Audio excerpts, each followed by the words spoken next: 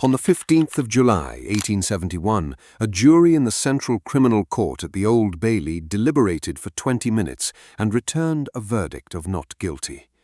The courtroom erupted. The crowd, packed into the gallery, shouted in anger.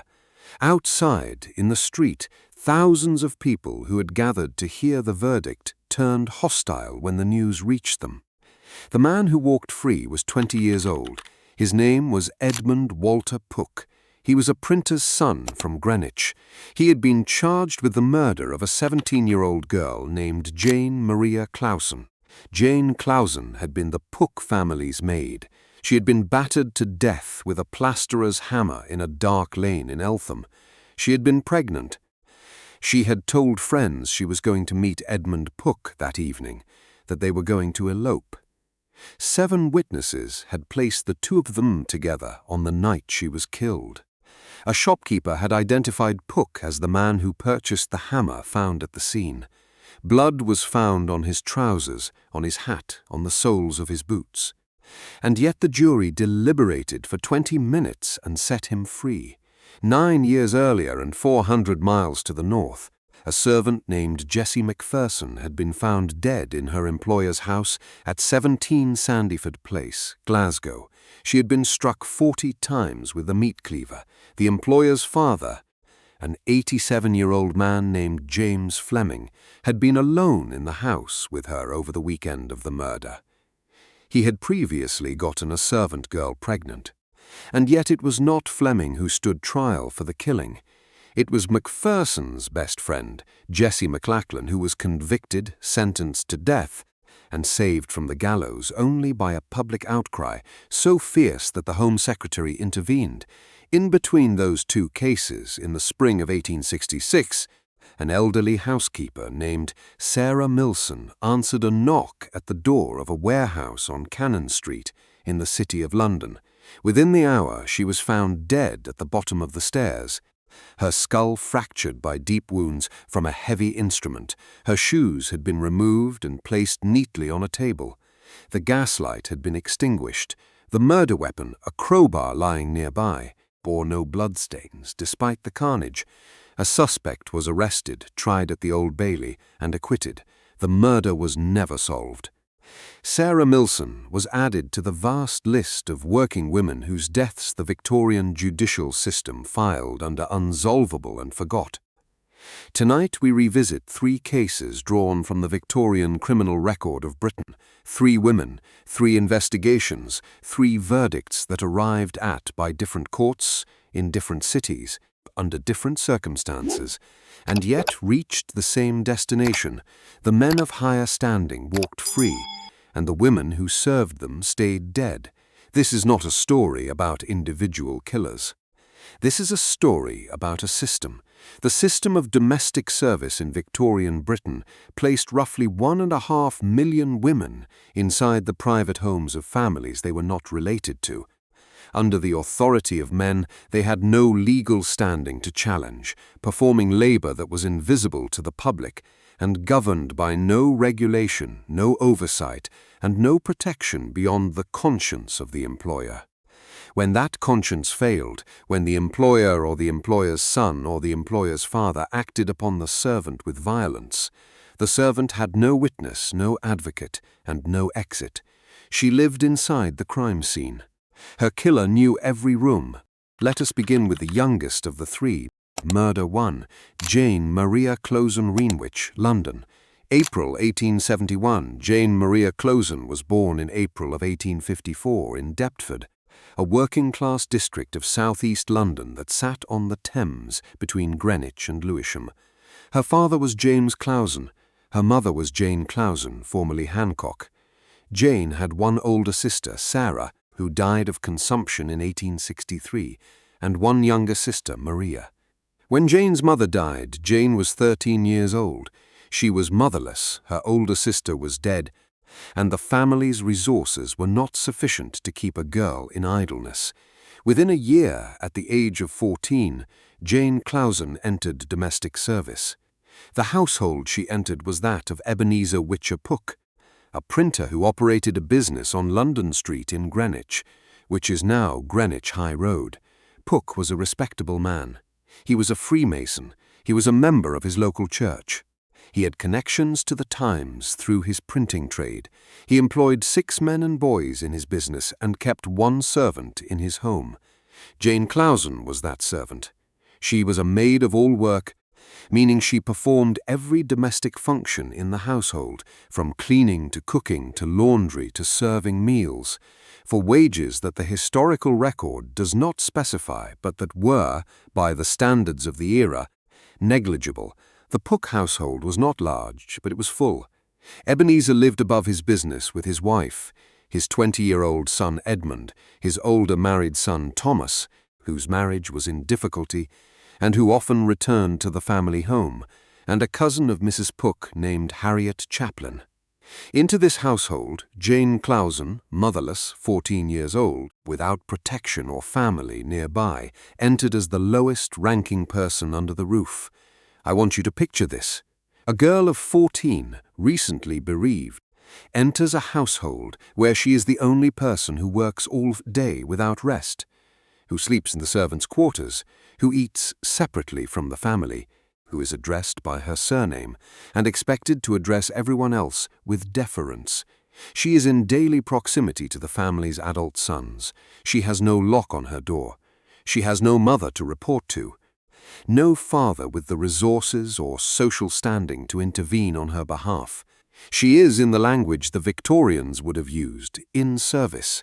In modern language, she is completely alone inside someone else's home, surrounded by people who have power over her and answerable to no one outside the walls. At some point, Jane Clouson and Edmund Walter Pook began a relationship. The nature of that relationship, like so many relationships between servants and the sons of their employers in Victorian England, was not conducted in public and was not acknowledged by the family. Edmund Pook was 3 years older than Jane. He was the son of the house. She was the maid. The power imbalance was total. He could speak. She could not. He could deny. She could not. He could leave. She could not. And by the spring of 1871, Jane Clouson was pregnant. What happened next follows a pattern so familiar in the records of Victorian domestic service that it reads less like a singular event and more like a social script. Jane was dismissed from the Pook household. The Pook family gave the reason for her dismissal as her unkempt appearance and slovenly work habits. Jane's surviving relatives gave a different reason. They said she had been dismissed because Edmund had gotten her pregnant and the family would not permit a marriage. Edmund Pook's brother Thomas had already angered their father by marrying beneath his social station. A second son making the same mistake, and with a servant no less, was not a possibility the Pook family would entertain. Jane was dismissed. She left the house. She was 17 years old, motherless, pregnant, and without employment. She had told friends that Edmund had promised to marry her. She told them they were going to elope.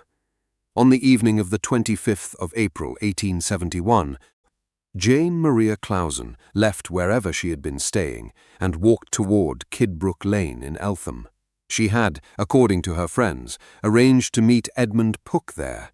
If you find value in stories preserved this way, consider liking the video and subscribing to Soil of Crime, and let me know in the comments where you are listening from. Now, back to the record.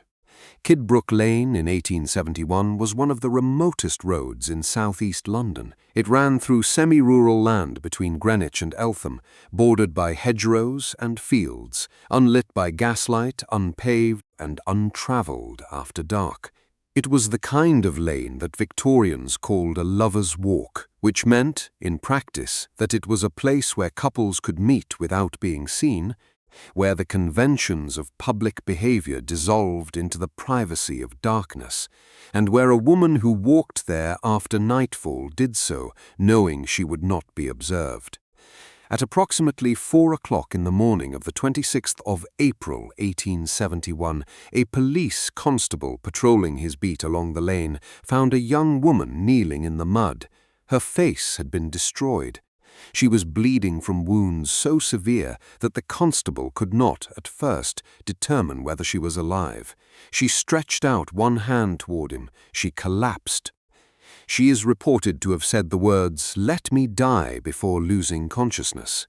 Some accounts say she also said the name Edmund Pook, though this would become one of the most bitterly contested claims of the case. She was taken to Guy's Hospital. She never regained consciousness. She died 5 days later, on the 30th of April, 1871, 2 days after her 17th birthday. A blood-stained plasterer's hammer was found approximately 1 mile from where Jane's body was discovered, near Morden College. The shop that sold the hammer was identified. The shopkeeper identified Edmund Pook as the man who had purchased it days before the murder. Blood was found on Pook's trousers, blood was found on his hat, mud consistent with Kidbrooke Lane was found on his clothing. 7 separate witnesses came forward to say they had seen Jane Clouson and Edmund Pook together on the evening of the 25th of April.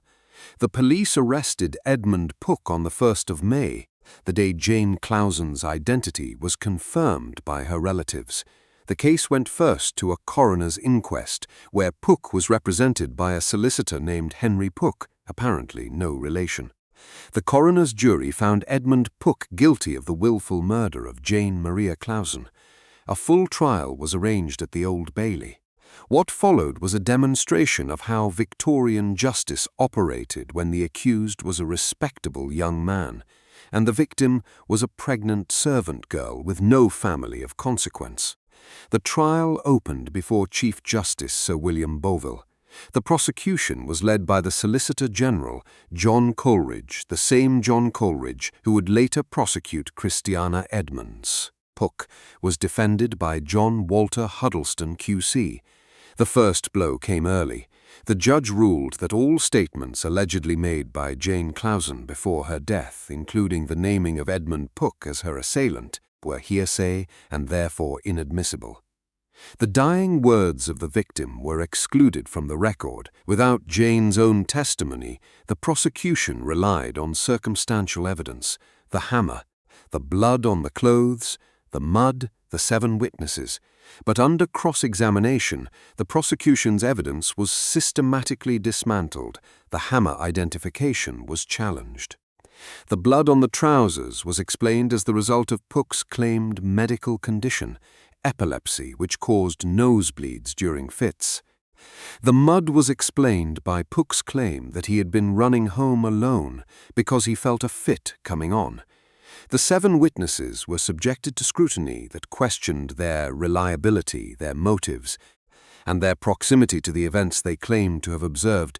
On the 15th of July, 1871, the jury retired. 20 minutes later, they returned a verdict of not guilty. The gallery erupted. The crowd in the street, which the press estimated at several thousand, responded with fury. The public belief, widely shared and openly expressed, was that Edmund Pook had escaped justice because of his social class and his family's connections. His father had worked for the Times. His solicitor had mounted an aggressive defense. The judge had excluded the most damning evidence, and a pregnant servant girl who had been beaten to death with a hammer in a dark lane lay buried in Brockley Cemetery, where a monument paid for by public subscription stood over her grave. The monument stands there still. A pillar with a figure of a praying child on top, the inscription reads, "A motherless girl who was murdered in Kidbrooke Lane, Eltham, aged 17 in 1871. The public paid for that monument because the justice system would not. The money came from ordinary people, many of them working class, many of them servants themselves, who understood what Jane Clouson's death meant and who refused to let her be forgotten. The aftermath of the acquittal was extraordinary by any standard. The murder of Jane Clouson and the conduct of the police became the subject of an editorial in the Times on the 18th of July, 1871, and a parliamentary question was raised in the House of Commons on the 20th of July. The judge, Chief Justice Boville, had not merely acquitted Pook. He had criticized the police, accusing them of pursuing a hasty arrest and hounding the suspect without sufficient evidence. The Metropolitan Police, who had sent one of their top detectives to lead the investigation, were humiliated. They had deployed scores of officers. They had gathered physical evidence, witness testimony, and circumstantial proof that pointed in one direction, and the court had dismantled it all in a week. The public was not satisfied. Pamphlets appeared in London accusing Edmund Pook of murder. One such pamphlet, titled with lurid directness, laid out the case against Pook and declared him guilty despite the jury's verdict. Edmund Pook, through his solicitor Henry Pook, brought two separate criminal libel suits against the authors and distributors of these pamphlets. The libel trials forced Pook to answer questions under oath that the murder trial had not required of him. He had to address, directly and without the protections afforded to a criminal defendant, the nature of his relationship with Jane Clouson, his whereabouts on the evening of the murder, and the presence of blood on his clothing. The testimony he gave in the libel proceedings did not change anyone's mind. He was awarded £50 in damages. A committee of Jane Clouson's supporters was formed to raise the money to pay the award, so that the people who had spoken publicly about what they believed had happened would not be financially destroyed for saying it. There is another detail that deserves mention. On the day after Jane Clouson's body was discovered, it was the first ever Bank Holiday Monday under the new Bank Holidays Act of 1871. An estimated 20,000 people descended on the crime scene in Kidbrooke Lane. They came to Gawp, they trampled the ground, they obliterated every footprint, every track, every trace of physical evidence that the lane might have preserved. The very first time the working people of England had a statutory day of rest, they spent it visiting the site where a servant girl had been battered to death. The investigators arrived to find the crime scene contaminated beyond recovery. The mud that might have held the killer's footprints had been walked over by thousands of holidaymakers. Edmund Pook married a woman named Alice soon after the trial and continued to work as a printer in Greenwich. The family business remained at the same address through the 1881 census and had moved to Church Street by 1908. By 1911, Edmund and Alice were living in St. Peter Port, Guernsey, far from London and far from the lane where Jane Clouson died. Alice died in the Channel Islands around 1916. Edmund returned to England and died in Croydon in 1920. He was 69 years old. He was never charged again. He never confessed. And in 1888, 17 years after the murder, the Australian police detained a man named Michael Carroll, who confessed to the killing of Jane Clouson. Scotland Yard was contacted. The Sydney police offered to hold Carroll for extradition. Scotland Yard declined to even question him. They showed no interest. The case was closed. It has never been officially solved. For many years afterwards, people reported seeing Jane Clouson's ghost in Kidbrooke Lane, a figure in a white dress, her face running with blood. Her cries for help were heard by patrolling constables and by residents of the surrounding houses. People avoided the lane after dark. The sightings continued until the lane was built upon, and the fields gave way to streets, and the darkness that had swallowed Jane Clouson was replaced by gaslight and brick. The ghost disappeared. Whether Jane Clouson found peace or simply ran out of witnesses, the record does not say. Murder 2, Jessie McPherson, Glasgow, Scotland, July 1862, 400 miles to the north and 9 years earlier. The city of Glasgow was operating under the same social code that had placed Jane Clouson inside the Pook household, but with Scottish particulars that made the machinery of injustice grind in its own distinct way. Sandyford Place was a respectable residential terrace in the west end of Glasgow, near Charing Cross, in an area that would later become known as the Square Mile of Murder, for the concentration of notorious crimes that occurred within its boundaries between the 1850s and the 1900s. The terrace itself was a row of two-story self-contained houses built of grey sandstone, with the solid proportions and sombre facades that Victorian Glasgow reserved for its professional class. Accountants lived here, solicitors, physicians, the kind of men who walked to their offices on Sauchiehall Street or Buchanan Street and returned each evening to houses staffed by servants they employed, but did not in any meaningful sense. No, number 17 was occupied by John Fleming, an accountant and his family. The household kept a single servant, a woman named Jessie McPherson. She was 35 years old, though some contemporaneous sources put her at closer to 40. She had been born Jessie McPherson in circumstances the record does not fully illuminate. Her putative father, a man named James Richardson, had neglected her throughout her life, and she had been raised by relatives, the parents of a woman named Agnes McPherson in Falkirk. She entered domestic service as a young woman and spent her adult years moving between households in Glasgow's professional quarter, cleaning other people's rooms, washing other people's clothes, preparing other people's meals. She was unmarried. She was, by all accounts, a sociable woman who maintained friendships despite the isolating nature of her work. Her closest friend was another former servant in the Fleming household, a young married woman named Jessie McLachlan. Jessie McPherson lived in the basement bedroom of the Fleming house, below the level of the street, in the quarters that Victorian domestic architecture reserved for the people who did the work. The basement was a separate world from the upper floors where the family lived. It contained the kitchen, the servants' bedroom, and the service areas.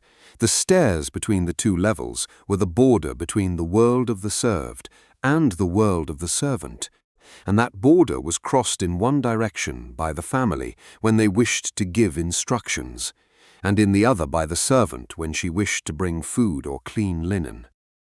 At night, the basement was Jessie McPherson's domain. She slept there alone. In the summer of 1862, the Fleming family went on holiday to the coast, as prosperous Glasgow families did during the warm months. They left the house in the care of the servant, Jessie McPherson, and the family patriarch, James Fleming. James Fleming was 87 years old. He was John Fleming's father. He occupied a bedroom on the upper floor. He and Jessie McPherson were alone together in the house for the duration of the family's absence. James Fleming had a history. The police would later establish that he had previously gotten a servant girl in the household pregnant. That earlier episode had been managed, as such episodes were managed in respectable Scottish Presbyterian households with silence, severance, and the servant's departure. No charges were brought, no scandal reached the public. The servant disappeared into the anonymity of working-class Glasgow, and the respectability of the Fleming household remained intact. This is what the Victorian system was designed to do.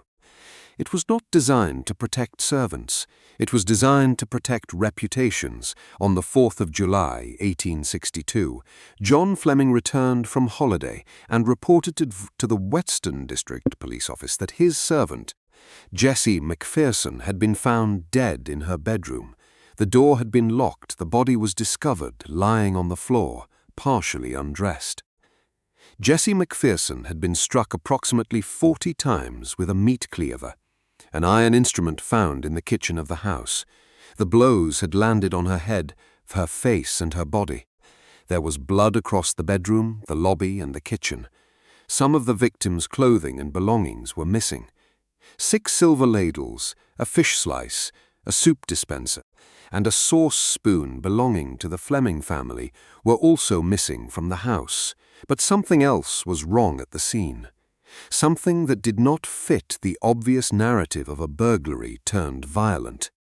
The kitchen and bedroom floors had recently been washed. The face, chest, and neck of the corpse had been washed. Someone had cleaned the dead woman after killing her. Someone had mopped the floors. and yet bloody footprints were still visible on the boards. Whoever had cleaned the scene had not cleaned it thoroughly enough. The first suspect was James Fleming himself. He was 87 years old. He had been alone in the house with Jessie McPherson.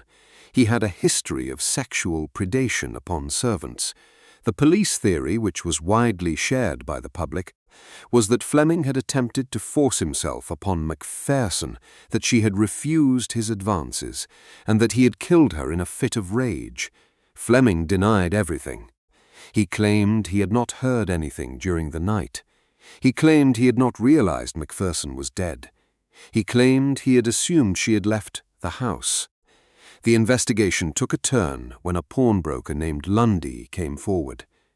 On the Saturday after the murder, a woman had brought the stolen Fleming silverware to his shop. She gave her name as Mary MacDonald and claimed to be a servant at a house on St. Vincent Street.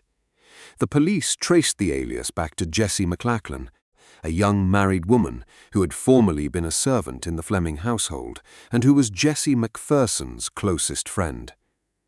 McLachlan's home was searched. Bloodied clothing belonging to the victim was found. McLachlan was arrested and charged with the murder of Jessie McPherson. The trial was held at the Glasgow Circuit Court in September 1862 and lasted 4 days. The prosecution's case rested on the physical evidence, the pawned silverware, the bloodied clothing, and a forensic innovation that was unprecedented in Scottish criminal history. Police had McLachlan dip her bare foot into a bucket of cow's blood and then step onto a plank of wood. The resulting footprint was photographed and compared to a photograph of a bloody footprint found at the murder scene. The Sandyford case became the first Scottish police case in which forensic photography played a role. McLachlan maintained her innocence throughout the trial. She accused James Fleming of committing the murder. She stated that she had been present at the house on the night of the killing, that she had visited her friend Jessie McPherson, and that she had witnessed Fleming attack McPherson after McPherson refused his sexual advances. McLachlan claimed she had taken the silverware and the clothing in a panic after the killing, not as a thief, but as a terrified witness who had fled the scene with whatever she could carry. The presiding judge was Lord Dease. His summing up lasted more than 4 hours. A contemporary law journal described his conduct as having put his foot fiercely into one scale of justice and kicked at the other. Lord Dease directed the jury with an intensity that left little room for acquittal. The jury retired for 15 minutes. They returned with a unanimous verdict of guilty. Before sentence was passed, McLachlan's counsel read a statement on her behalf, a detailed account of what she claimed had happened on the night of the murder.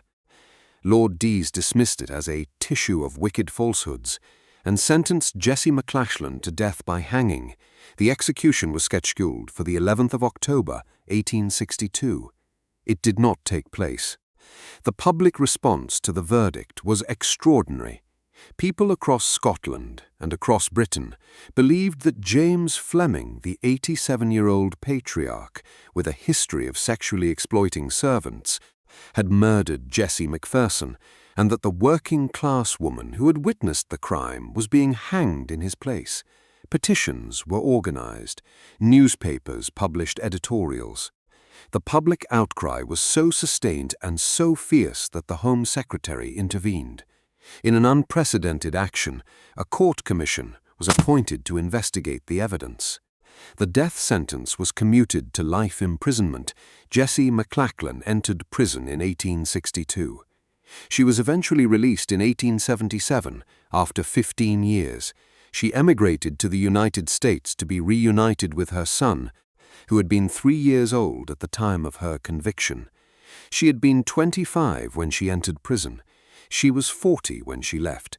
15 years of her life, taken not for a crime she committed, but for the crime of being poor, being a servant, and being in the wrong house on the wrong night, when the wrong man decided that the woman who served him was his to take.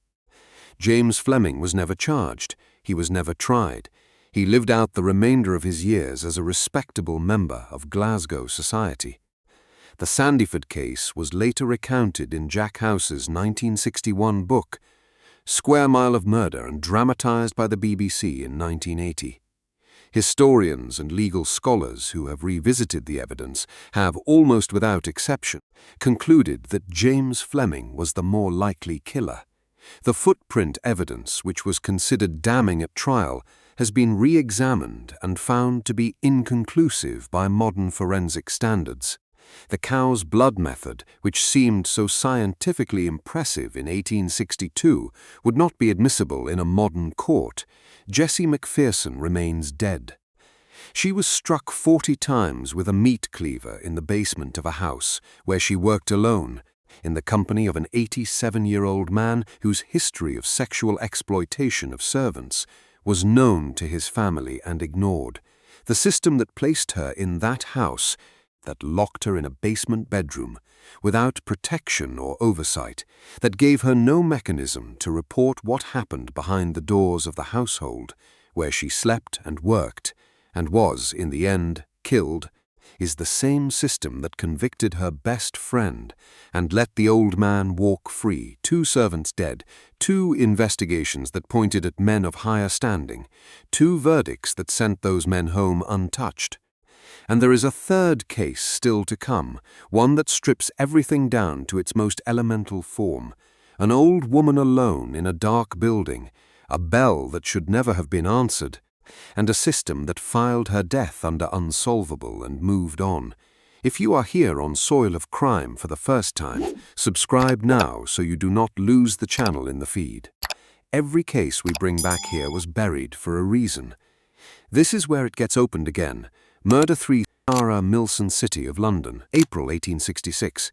The third woman died in a different city, under different circumstances, but inside the same system. Sarah Millson was an elderly woman, a widow who had outlived whatever modest prosperity her earlier life had afforded her, and who remained, in her old age, in the employment of others, because the alternative was the workhouse. The records do not give her exact age, but she was described by contemporaries as old, frail enough that the nature of her employment, watching over an empty building through the night, was considered appropriate precisely because it required no physical labor beyond the act of being present. She was a caretaker. She was a presence. She was, in the economy of Victorian domestic service, worth exactly what it cost to keep a single room occupied and a gas lamp lit. She lived above her employer's premises on Cannon Street in the City of London, a commercial thoroughfare that ran east, from St. Paul's Cathedral toward the river. Cannon Street in 1866 was not the Cannon Street of the modern city. It was a street of warehouses and counting houses, of wholesale merchants and shipping agents, of narrow doorways and steep internal staircases and rooms stacked with ledgers and samples and inventory. By day, the street rattled with the sound of iron-rimmed cart wheels on stone, the shouts of delivery men, the brisk footsteps of clerks walking to and from London Bridge Station, which had opened in 1836 and which disgorged commuters onto the surrounding streets every morning and swallowed them again every evening. The Cannon Street railway station itself, with its vast arched roof, had opened only in 1866, the same year Sarah Millson was killed. By night all of this activity ceased. The clerks went home, the merchants went home, the cartmen stabled their horses. The gas lamps along the street flickered in the wind off the river, and the people who remained, the night watchmen, the caretakers, the housekeepers who lived above the premises they were paid to guard, were alone in a commercial district that had been built for daytime use, and that offered, after dark, neither company nor safety. Sarah Millson was alone on the evening of the 11th of April, 1866. Her employer's warehouse was closed for the night. She was the only person on the premises. At approximately 9 o'clock in the evening, someone rang the street bell. Sarah Millson went downstairs to answer it. She had answered that bell 1,000 times before. It was her job. The bell rang and she descended the stairs, and she opened the door. An hour later, a neighbor who lived in rooms above the same building discovered Sarah Millson's body at the bottom of the stairs. She had been killed by a number of deep wounds to the head. The injuries were severe. The blood was extensive. But two details at the scene were so strange that they have fascinated crime historians for more than a century and a half. First, Sarah Millson's shoes had been taken off and placed neatly on a table in the hallway. There was no blood on the shoes. Someone had removed them carefully, either before or after the killing. Second, the gaslight in the hallway had been extinguished. Someone had turned off the gas after the murder. As the historian Peter Ackroyd noted in his study of London crime, the gaslight was quietly extinguished after the murder, presumably in order to save expense. The image is surreal. A woman lies dead at the bottom of the stairs, her skull fractured, and her killer pauses to turn off the gas, perhaps from habit, perhaps from parsimony, perhaps from a compulsion toward domestic order that even murder could not override. The neighbor opened the street door to call for help and found a woman standing on the doorstep, apparently sheltering from the heavy rain that was falling. The neighbor asked her for assistance. The woman backed away, saying, "Oh, dear, no, I cannot come in." She disappeared into the rain. She was never identified. The police investigation identified a suspect. William Bill Smith was a petty criminal with a long record. He was an Eton-educated man who had fallen into crime and who had been in the habit of extorting money from Sarah Millson.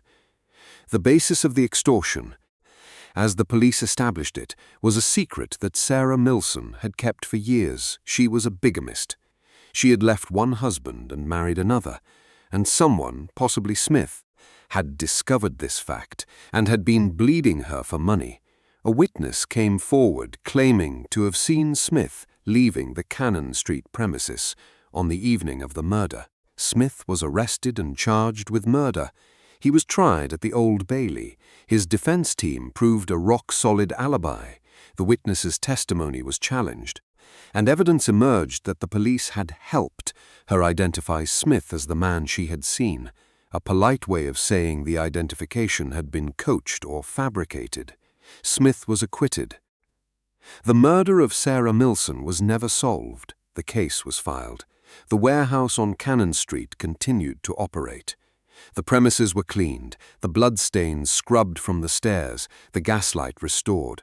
Sarah Millson's life, which had been small and constrained and defined by service, was reduced to an entry in the records of unsolved murders, one more working woman whose death the system could not be bothered to pursue to a conclusion. But the case of Sarah Millson is not, strictly, a case of a servant murdered by the family she served. It is something else.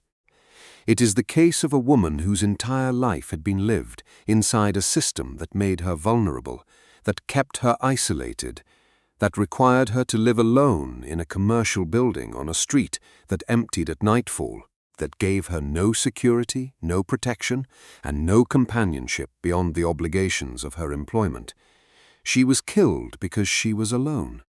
She was alone because the system of domestic service and household employment placed working women in positions of isolation as a condition of their work. The warehouse needed watching. Someone had to sleep there. Sarah Millson slept there because it was her job, and she died there because no one else was present, and the door had no chain, and she carried a secret, a bigamous marriage that left her open to blackmail, because the same system that isolated her also denied her any legitimate path out of a failed first marriage. Divorce in Victorian England was available almost exclusively to men, and to wealthy men at that. A working woman whose husband deserted her had two choices: remain legally married and alone, or marry again and risk prosecution for bigamy. Sarah Millson chose the second path. She chose companionship over legality. And when that choice was discovered, it became the lever by which she was exploited, and possibly the reason she was killed. Let us now stand back from the three individual cases and look at what connects them. Jane Maria Clouson, Jessie McPherson, Sarah Millson. 3 women separated by geography and by years, one in southeast London, one in Glasgow, one in the City of London, one was 17, one was 35. One was elderly, one was pregnant, one had been struck 40 times with a meat cleaver, one had been battered with a hammer in a dark lane. One had been bludgeoned at the bottom of a staircase in a warehouse that should have been her shelter. In every case, the evidence pointed at a man of higher social standing. In every case, the man walked free. Edmund Pook walked free after 20 minutes of deliberation. James Fleming was never charged. William Smith was acquitted after the prosecution's witness was exposed as unreliable. 3 different courts, 3 different cities, 3 different decades of the Victorian era, and the result was the same each time. The servant died. The man of higher standing lived. This is not coincidence, this is architecture. The Victorian system of domestic service was the largest employer of women in Britain. By the census of 1871, approximately 1.5 million women were listed as domestic servants. They were the single largest occupational category in the country, larger than textile workers, larger than agricultural labourers, larger than any other class of employment. They worked inside the private homes of their employers. They slept in basements and attics, in rooms that were not their own, behind doors that were not their doors, on beds that belonged to the household and could be reclaimed at any moment. They worked from before dawn until after the family retired. They were expected to be invisible when not needed and immediately available when called. They ate in the kitchen, not the dining room. They used the back stairs, not the front. They were addressed by their surnames or, in many households, by a generic title such as girl or cook. Regardless of their actual names, they had no legal protection against sexual exploitation by their employers' sons, their employers' fathers, or their employers' guests. The law recognized no category of workplace sexual harassment. The concept did not exist. What existed instead was a social convention that held the servant responsible for any sexual contact that occurred under the employer's roof. If a servant became pregnant, she was dismissed, not the man who had fathered the child. If she complained of unwanted advances, she was dismissed for causing trouble. If she resisted, she was dismissed for insubordination. And if she was killed, the investigation was conducted by a police force that deferred to the social standing of the employer, tried in courts that excluded the testimony of the victim, and decided by juries composed exclusively of men of the propertied class. The mistreatment of servants was not hidden. It was structural. Historians who have studied the court records, the Newgate calendar, and contemporary newspaper reports have documented the frequency with which servants were beaten, starved, sexually assaulted, and killed by their employers. The ineffectual and largely unaccountable law enforcement, the pervasive illiteracy that made record-keeping random and incomplete, the frequency of premature death among working women, all of these factors helped to mask criminal activity, including murder. The historian Conley, in her study of criminal justice in Kent, found that almost a third of cases involving domestic servants making charges against their employers were dismissed before trial. Magistrates explicitly referred to the character of the complainant when deciding whether to proceed, a standard that systematically favored employers over servants, the literate over the illiterate, the propertied over the dispossessed. The system did not fail these women by accident. It failed them by design. The design protected property, reputation, and social order. It did not protect the lives of the women who scrubbed the floors. Can this truly be coincidence? Can it be coincidence that in case after case, decade after decade, across England and Scotland, the servant died and the man of standing walked free? Can it be coincidence that the dying words of Jane Clouson were excluded as hearsay, that the statement of Jessie McPherson was dismissed as wicked falsehoods, that the witness who identified Sarah Millson's likely killer was exposed as having been coached by the very police who were supposed to protect her? The pattern is not a pattern of individual failure. It is a pattern of institutional design. The courts were not broken. They were working exactly as intended. What do you believe changed? Was it the law? Was it the courts? Was it the slow accumulation of cases like these, each one adding another name to the record, each one forcing the Victorian public to confront the gap between the rhetoric of Christian duty and the reality of how servants were treated inside the homes of the pious? If these three cases have stayed with you, if the name Jane Maria Clouson or Jessie McPherson or Sarah Millson is one you will carry after this video ends, leave a comment and tell me which of these women deserves her own full episode on Soil of Crime. The file on each of them is still in the archive. The archive is still open, and we are still here. The memorial in Brockley and Ladywell cemeteries still stands. The praying child sits on top of the pillar. The inscription names Jane Maria Clouson. It does not name the man who killed her. It does not need to. The people who paid for that memorial in 1871, the servants and the shopkeepers and the working people of South London, knew the name. They knew it then. The record knows it still, at 17 Sandyford Place, Glasgow. The house where Jessie McPherson was struck 40 times with a meat cleaver still stands. The basement bedroom where she slept and died is below the level of the street.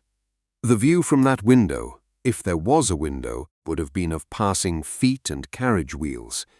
She spent her working life looking up at a world that looked down at her. She died in that position. Sarah Millson's name appears in the records of the National Archives under the catalogue reference for the murder at Cannon Street. The file contains what the police were able to gather, the witness statements, the evidence from the scene, the record of the trial that ended in acquittal.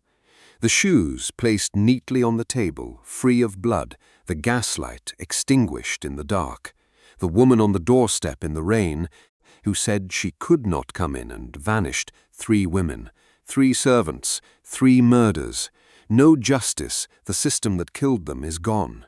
The world that made their deaths inevitable, the world of unlocked basement doors and isolated warehouses and dark lanes, 20-minute jury deliberations, is gone. But the principle that allowed it, the principle that the safety of working women is less important than the reputation of the men they serve, does not require a Victorian setting to operate. It requires only silence and deference and the willingness of people in positions of authority to look at the evidence and decide that the cost of pursuing it is higher than the cost of walking away. Jane Maria Clouson, Jessie McPherson, Sarah Millson. Remember their names.